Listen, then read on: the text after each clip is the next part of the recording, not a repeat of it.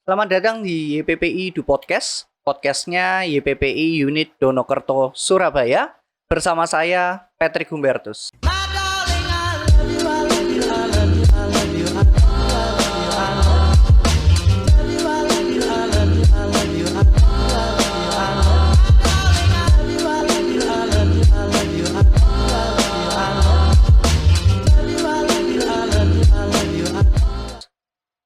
Hari ini kita kedatangan seorang tamu, masih guru di YPPI Unit Donokerto, Surabaya. Selamat pagi, Miss Betty. Selamat pagi Pak Patrick. Ya, oke, Miss Betty ini mengajar Di TK YPPI Donokerto, Oke, untuk TK kelas kelas TKB. TKB.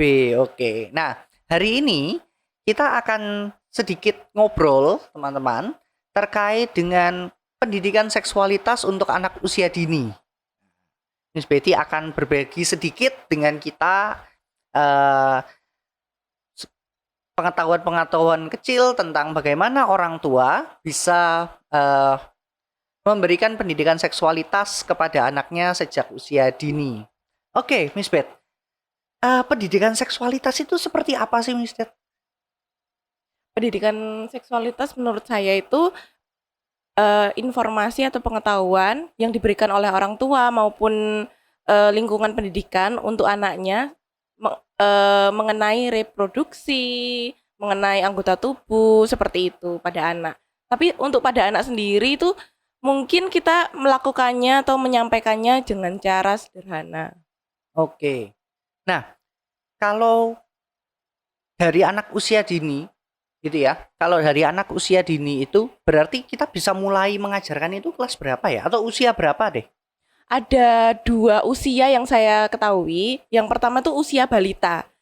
Kalau usia balita sendiri, anak perlu mengetahui pendidikan seksualitas itu dari umur 3 sampai 4 tahun. Di mana anak itu masa anak pengen tahu bagaimana cara dia menyerap informasi yang sangat banyak.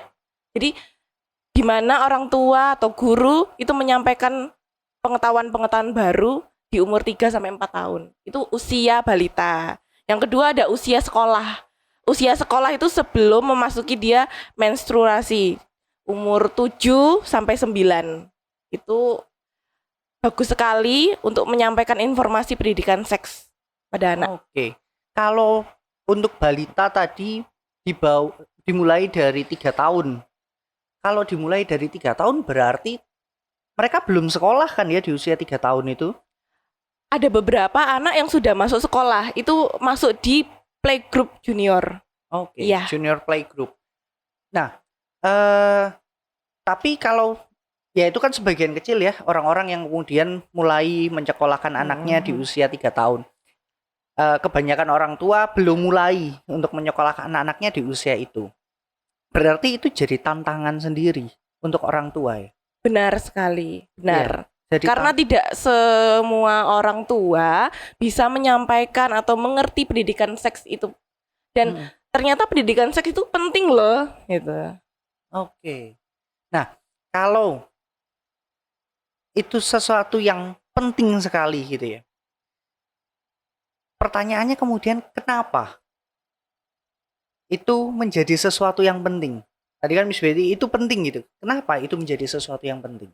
Karena di masa ini juga banyak sekali kasus kekerasan seksual pada anak, terutama pada anak usia dini, di mana orang tua atau guru atau orang-orang sekitar di dekat anak itu belum mengetahui betul tentang pendidikan seks. Nah, ini penting karena pendidikan seks ini akan berpengaruh pada masa remaja anak sendiri. Jadi kalau misalnya anak balita atau anak kecil itu tidak mengetahui pendidikan seks pada masa remajanya, pada saat dia beralih kepengen tahu itu, dia akan mencari informasi sendiri, tidak diberitahu atau diberikan informasi dengan baik oleh orang tua atau gurunya.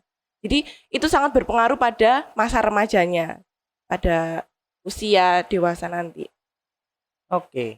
Ya itu banyak gitu ya. Itu banyak yang terjadi kalau kita ngikuti Instagram, berita sangat Twitter banyak. hari ini banyak sekali. Dan itu dari 2017, 18 sampai 2021 itu kasusnya sampai sekarang meningkat jadi ribuan.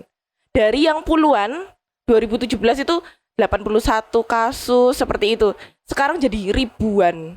Karena ada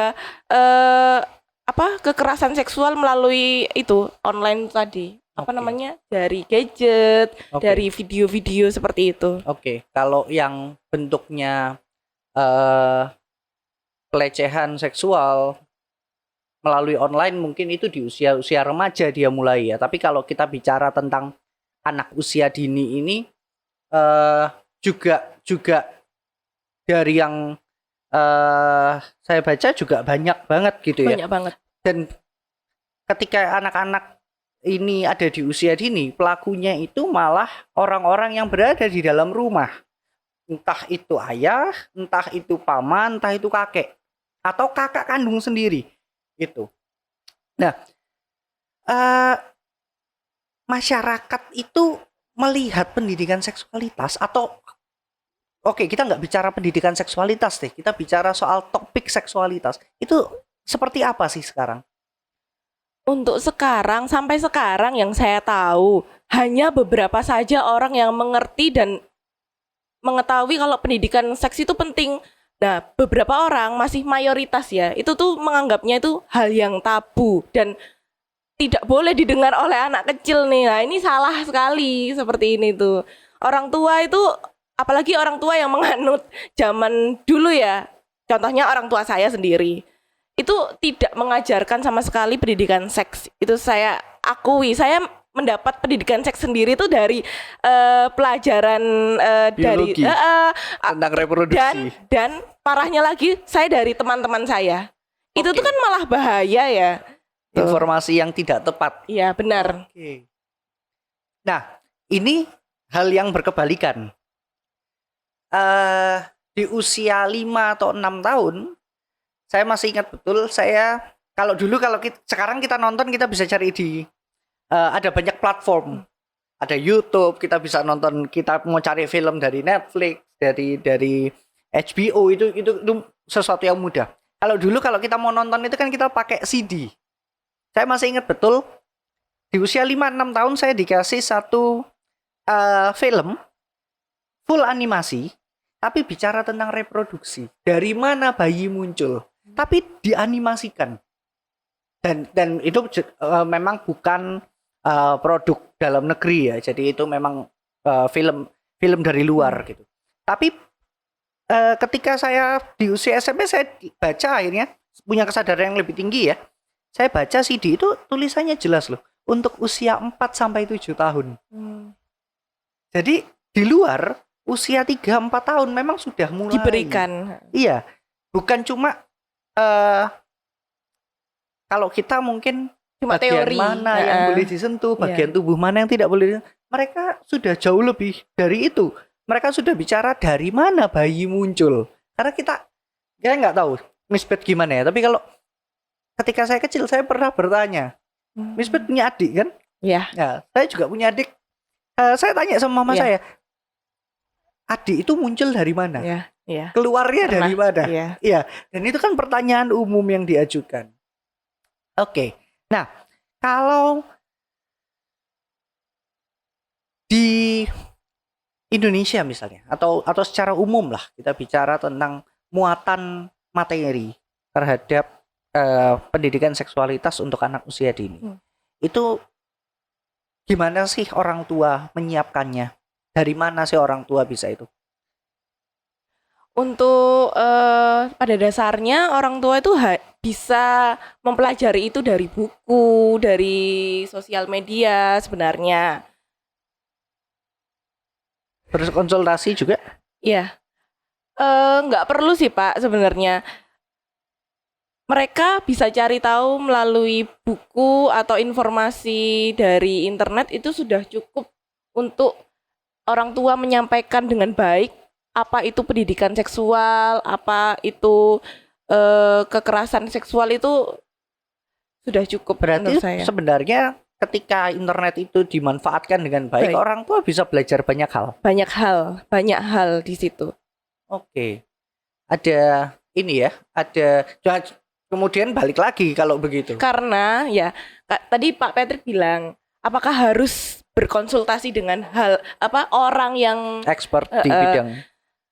nggak harus, karena nggak semua orang tua itu punya materi atau punya relasi yang Cukup untuk kayak gitu. cukup untuk Jadi nggak semua mencari orang tua, resources. jadi cukup dengan internet atau buku atau ya orang-orang di sekitar yang mungkin tetangga lah, misalnya tetangganya dokter atau tetangganya guru, bisa melakukan Ya, berdiskusi, komunikasi. bertanya. Iya. Oke. Nah, kalau begitu balik ke awal tadi, aku bilang menjadi orang tua punya tantangan. Nah, ketika orang tua kemudian punya kesadaran bahwa iya ya, pendidikan seksualitas adalah hal yang penting, itu muncul tantangan baru. Tantangan barunya adalah bagaimana kemudian orang tua itu bisa Iya. ini ya, secara aktif mencari informasi, belajar untuk bisa mengajari. Ya, ini tantangan untuk orang tua berarti ya. Benar, cara penyampaian yang baik dan sederhana buat anak itu penting banget itu. Dan sulit. Apalagi buat anak-anak, takut salah ngomong, takut ternyata penyampaian dengan istilah-istilah seperti harusnya penis jadi burung. Nah, itu tuh salah. Itu salah. Iya. Itu salah sekali. Iya. Ya, kita biasa sampai sekarang kayaknya ya, kita kalau di sekolah juga banyak Benar. bicara menyebut sesuatu yang sebenarnya bahasa-bahasa yang sebenarnya ilmiah. Penis, vagina itu kan bahasa yang ilmiah, tapi kemudian diganti menjadi anu. Ya, anu. Itu juga sesuatu yang perlu diperhatikan, ditanamkan dan dibiasakan untuk menyebut segala sesuatu yang berkaitan dengan seksualitas selama itu menggunakan kata-kata yang ilmiah. Gak apa-apa kok, meskipun itu memang susah atau mungkin susah ditangkap sama anak-anak, tapi usia 3-4 tahun itu dia sangat menyerap informasi. Dia akan mengingat-ingat itu, dia meskipun nggak tahu apa itu vagina, apa itu penis lah, nanti akan dijelaskan lagi. Gak apa-apa. Tabu nggak sih? Bagi beberapa orang tua itu masih tabu. Gak usah orang tua, guru yang mungkin yang old school. Iya, itu tabunya jangan gitu, gak baik. Padahal itu penting sekali. Oke. Iya. Dan merubah guru-guru yang old school untuk bisa menerima topik-topik pendidikan seksualitas itu juga nggak gampang, karena nggak semua orang siap dengan itu. Untuk ini muatan materi dari pendidikan seksualitas untuk anak usia dini. Ini tips untuk orang tua ya, misalnya. Apa aja sih yang bisa kita sampaikan? Dimulai dari mana? Jadi kalau kita kan anak-anak biasanya bertanya, bayi itu keluarnya dari mana? Bayi itu datangnya dari mana? Nah, sebelum kita akan sampai di sana, itu kita akan mulainya bicaranya dari mana dulu? Ya, yang pertama pasti kita jelasin nih anggota-anggota tubuh kita, fungsinya apa. Kan di situ pasti nggak cuma tangan, nggak cuma kaki, pasti anak-anak itu yang dipelajari sama anak-anak pasti tentang kaki, mata kayak gitu. Tapi kita menjelaskan detail semuanya, seluruhnya dari atas sampai bawah. Fungsinya apa ini? Nah, terus boleh nggak disentuh sama orang lain? Mana yang nggak boleh? Mana yang boleh disentuh sama orang lain? Mana yang boleh disentuh sama orang tua? Beda, orang tua sama orang lain beda. Dan itu usia berapa boleh disentuhnya? Oh, pada usia 7-9 tahun apakah orang tua juga boleh sentuh? Oh, sudah tidak boleh, seperti itu. Jadi dimulai dari fungsi atau bagian-bagian tubuh dari anak tersebut. Oke, orang lain ini juga kemudian tidak sembarang ya. Kita bisa mengkategorikan lagi siapa saja orang lain itu, misalnya dokter. Iya, benar sekali. Guru itu juga orang lain. Oke, fungsi dan bagian, kemudian kita bicara soal siapa saja yang boleh menyentuh bagian-bagian tubuh kita. Iya benar. Lalu apalagi misalnya tentang pubertas. Iya benar. Itu tadi kan untuk anak-anak balita. Dia pasti kita sampaikan dengan cara sederhana tentang bagian tubuh. Kemudian kita juga jelaskan nih untuk anak-anak sekolah pubertas sebelum dia menstruasi, sebelum dia mengalami perubahan, kita kasih informasi-informasi itu, pubertas, perubahan, di mana anak laki-laki dan perempuan itu berbeda. Nah, pasti anak-anak itu tanya, kenapa ya teman cewekku punya ini gitu kan, punya payudara atau dadanya membesar atau seperti itu. Nah, kita sampaikan dengan baik, iya nak, laki-laki dan perempuan itu berbeda, di mana kita mengalami perubahan-perubahan fisik pada tubuh kita pada usia yaitu tadi remaja itu Pak. Itu pasti. Itu kan juga materi-materi yang dibahas di materi biologi SMP kalau nggak salah ya, kelas saya lupa. Kelas 11, kelas 8, kelas 9, kelas 8, 9 ya. 8, 9 itu kita sudah belajar soal pubertas. Sebelum itu SD pun boleh orang tua memberikan informasi seperti itu sebenarnya. Biar anak-anak itu tidak terlambat atau tidak mengetahui dari gurunya saja. Kadang kan guru juga jelasinnya kurang enak, kurang asik juga kan. Jadi anak-anak kayak ya itu pelajaran gitu. Nah, kalau kita bicara soal pubertas hari ini, kita agak sulit kayaknya mau bilang bahwa puber itu ada di usia sekian. Karena hari ini kita bicara soal menstruasi aja deh. Menstruasi itu ada yang mulai di SMP. Benar. Tapi ada beberapa kasus anak kelas 4 SD itu sudah menstruasi. Ya. Jadi kita agak apa ya? Kita mau bilang bahwa puber itu ada di usia sekian ini sekarang makin kesini ini makin jauh gitu ya. Karena ada perubahan. Begitu juga laki-laki yang mulai masuk masa puber, dia akan mengalami mimpi basah ya. Itu juga beragam usianya gitu ya. Ada yang dia di kelas 5 SD sudah, kelas 6, atau bahkan ada yang di akhir masa SMP baru. Gitu ya. Nah, ketika masuk di usia remaja gitu ya, kalau anak usia dini, balita dan lain sebagainya, orang tua harus menyiapkan dengan materi-materi. Tapi ketika anaknya remaja, orang tua kan nggak bisa kemudian cuma memberitahu. Apalagi kira-kira yang orang tua misalnya bisa lakukan, misalnya yang ajak mereka bicara, ngobrol, jadi teman curhat misalnya. Apa aja? Jadi anak pada usia remaja itu pasti kan ada di mana dia naksir tuh sama temen lawan jenisnya. Nah, orang tua ini di mana itu tuh waktu yang tepat buat kita empati, buat kita mendengarkan ceritanya anak-anak gitu. Jadi kita berempati, kita menjadi sahabat atau teman yang asik nih buat anak kita. Jadi anak kita tidak takut, tidak malu untuk bercerita tentang lawan jenis kita atau tentang menstruasi atau tentang mimpi basah. Ma, Pa, aku udah mimpi basah. Itu tidak malu. Jadi tidak dipendam sendiri. Kalau dipendam sendiri, dia cari tahu sendiri lah. Itu salah. Nanti salah jadinya. Dapat informasi yang nggak salah. Jadi orang tua ya berempati sama anak, menjadi teman lah pokoknya. Oke. Orang tua menjadi teman ketika merubah fungsi ya. Ketika anak di usia dini, di balita, orang tua menjadi orang tua. Dia yang mengarahkan, dia yang memberi informasi, dia yang ngajarin. Tapi begitu masuk di usia remaja berarti peran orang tua berubah. Yang tadinya menjadi orang yang memberi informasi, berubah peran menjadi teman, menjadi sahabat. Itu bisa membuat, intinya berupaya bagaimana membuat anak merasa nyaman berada dan punya rasa percaya diri dan percaya pada orang tua. Jadi orang tua jangan ngejudge juga.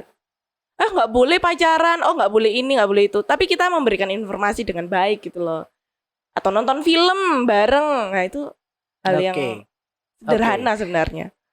Nah, tapi kebanyakan orang tua hanya melarang tanpa memberi alasan. Nah, itu tadi tantangan pendidikan seks di Indonesia itu orang tua itu masih menganggap hal yang tabu gitu loh, Pak. Jadi anak-anak itu jangan sampai tahu lah, padahal harusnya tahu gitu. Iya, iya. Oke, ya. Bukan cuma orang tua yang melarang tanpa memberi alasan. Guru di sekolah tadi, Miss Betty di awal bilang guru juga memberi informasi kadang tidak dengan cara yang menyenangkan, makanya siswa hanya melihat itu sebagai sebuah pelajaran gitu ya. Tetapi guru di sekolah itu juga kemudian menanamkan nilai-nilai yang tidak tepat tanpa kemudian memberikan alasan yang logis.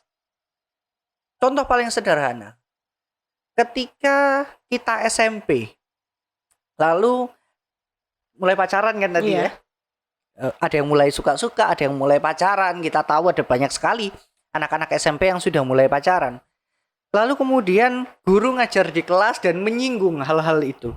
Mereka hanya akan berakhir bilang bahwa belum waktunya. Udah, belajar dulu aja. Nah, tanpa kemudian memberikan alasan-alasan yang logis. Masalahnya kan kemudian guru ini harus, lawan dari guru ini atau guru ini itu harus balapan gitu ya dengan media, di mana gurunya mungkin nggak punya akun Twitter, gurunya mungkin punya Instagram yang dipakai cuma untuk ngepost tentang sekolah atau tentang foto keluarganya. Iya. Dia tidak menggunakan itu sebagai sumber atau media mencari informasi bagaimana perkembangan remaja hari ini, bagaimana perkembangan dunia hari ini. Itu. Jadi mereka cuma memberi informasi sampai saya kecil belum waktunya, nanti aja, belajar dulu aja yang benar. Tanpa memberi informasi-informasi lengkap. Misalnya kalau dari pengalaman saya misalnya bagaimana resiko ketika remaja itu kan eksploratif ya, mereka kepingin tahu dan sebagainya. Guru cuma bilang nggak boleh pacaran, tapi guru tidak memberitahu bahwa ketika remaja ada di fase yang eksploratif seperti itu, dengan rasa ingin tahu yang besar, kemudian mereka coba-coba, mereka banyak hal yang bisa terjadi. Anak SMP hamil. Itu kan bagian dari eksplorasi. Mereka pengen tahu rasanya, pengen tahu pengalaman itu gitu loh. Dan biasanya datang dari mereka-mereka yang mencari informasi ke tempat yang salah. Nah, guru itu juga perlu kurasa ini ya, memberi informasi, bukan cuma melarang. Iya. Nggak cuma melarang, nggak cuma kayak jangan-jangan gitu, tapi kita memberikan informasi dengan baik gitu. Ya itu tadi dari anak usia dini yang penting itu, biar pada saat dia udah remaja, udah gede, dia tahu nih mana yang baik, mana yang benar. Oh ini penting apa enggak? Oh ini dia sudah tahu di situ. Jadi kayaknya ini bahaya nih buat diriku, seperti itu. Jadi ya. Termasuk kalau dia sudah punya trust terhadap orang tua, dia kepingin tahu sesuatu, dia datang ke orang tuanya. Dia bercerita, "Ma, apa? Gimana ya, Ma?" gitu. Kalau dari awal atau dari kecilnya sudah nggak punya percaya sama orang tua, anak itu akan sulit untuk menyampaikan atau bercerita hal-hal yang simple, sederhana itu pada orang tua. Apalagi hal-hal tentang seks, itu akan semakin takut. Dia akan nanti dijudge, nanti dimarahi, nanti malah ditolak, ada penolakan di situ, tidak diterima. Nah itu dia mencari penerimaan itu oleh orang lain. Nah, itu. Nah kalau Miss Betty sendiri, berbagi pengalaman aja deh. Mulai kapan kemudian berani bercerita tentang pacaran ke orang tua? Sampai sekarang Miss Betty belum pernah bercerita pacaran sama orang tua. Cuman orang tua Miss Betty itu tahu kalau Miss Betty punya temen cowok, temen ya yang jemput atau gimana gitu loh. Iya. Tapi Miss Betty tidak berkata jujur, oh ini pacarnya Miss. Seperti itu. Tidak pernah sama sekali. Oh. Karena Karena itu tadi, saya ada ketakutan, ada takut ditolak, penolakan, takut dijudge. oke. Tuh. Ya itu Itu contoh salah ya. satu contoh orang tua yang salah sebenarnya. Saya pribadi sendiri besok kalau punya anak itu janji ya. Besok kalau udah punya anak itu saya akan tidak seperti orang tua saya. Jadi ingin sekali jadi orang tua yang modern di mana kita menjadi anak, menjadi teman bagi anak kita, menjadi sahabat. Jadi anak saya untuk berpacaran atau mencari tahu tentang hal itu, saya akan menyampaikan dengan baik. Oke. Gitu. Nah, kembali ada hal yang bertentangan. Kalau saya, orang tua saya terbuka, mama saya terutama, terbuka sama hal seperti itu. Tapi saya yang tidak pernah berani untuk bercerita. Kenapa? Karena terbukanya itu di usia yang terlambat menurut saya. Ya Ketika benar. saya SMA, Iya. baru kemudian terbuka. Iya. Ya kamu punya pacar, ceritalah kamu punya pacar. Iya. Tapi ketika saya punya pacar di SMP, Hmm. disuruh putusin tanpa memberi alasan yang jelas kenapa saya harus putus. Oke, menjadi orang tua tidak mudah. Tidak mudah. Dan orang tua itu perlu belajar terus. Iya. Tidak berhenti. Iya. Jadi orang tua itu belajar, Itu kita tantangan belajar, menjadi orang tua. Orang tua harus tetap belajar. Nggak berhenti pada saat anak-anak kita sekolah. Oh, udah bisa berjalan nih. Oh, bisa nulis Iya, nih, bisa iya, baca. iya. Udah berhenti, biarin gurunya aja, biar sekolahnya aja yang ngurus. Enggak. Ya, Masih ya. terus sampai dewasa pun orang tua harus belajar dan mengenal anak-anak itu sendiri. Belajar mengenai gimana nih punya anak yang sudah dewasa, punya anak yang sudah remaja. Ya. Termasuk juga belajar tentang ini ya, kondisi sosial dan perkembangan media. Itu juga menjadi hal yang penting supaya orang tua kemudian tidak ketinggalan. Iya. Tetap bisa ngikuti anaknya. Kalau anak sudah bicara tentang nonton film streaming, lalu orang tuanya masih ngomong dengerin musik pakai piringan hitam, itu kan jauh banget gitu loh. Iya. Nggak ketemu gitu. Ya. Oke. Miss Beth, kita sudah bicara banyak gitu ya tentang pendidikan seksualitas pada anak usia dini. Ada informasi-informasi yang bukan hanya teman-teman tetapi benar. juga Bapak Ibu Orang yang tua. orang tua yang mendengarkan podcast kita. Semoga apa yang disampaikan Miss Betty tadi bisa menjadi pencerah untuk orang tua yang bingung gitu ya. Bisa terbuka nih pikirannya. Oh, ternyata aku harus. Iya, harus. Gitu ya. Ternyata aku harus nih belajar. Ternyata aku harus nih mulai berbicara dengan anak-anakku terkait dengan topik-topik seksualitas. Oke, baik. Terima kasih Miss Betty untuk waktunya. Jangan bosan-bosan ya. Terima kasih juga untuk Pak Patrick mengundang saya di sini sebagai narasumber yang sebenarnya juga tidak terlalu kompeten banget nih. Gitu. Ya, enggak apa-apa. Itu adalah sharing. Kita sama-sama belajar. Saya masih belajar, Miss Betty masih belajar. Bapak Ibu dan teman-teman semua juga masih belajar. Oke, baik. Terima kasih Miss Betty. Sampai jumpa di YPPI Du Podcast episode berikutnya.